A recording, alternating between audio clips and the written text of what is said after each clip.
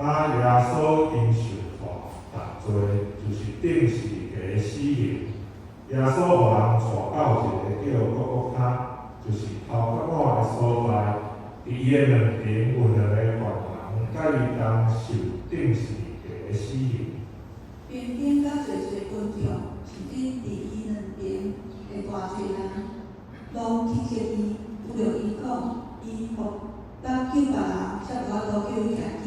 伊若会当变比地价顶跳落来，伊就要信伊，敢互上帝来救伊吧。差不多是3点钟的时，乌大满全地，圣殿的长已做人。耶稣大声后面讲：爸啊，我当将我的灵魂交伫你的手。这个话讲煞，伊就倒去了。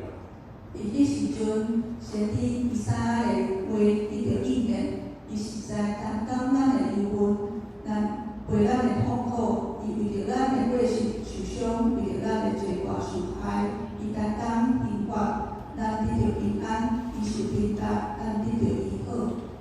咱拢亲像牛迷路，人行家己的偏路。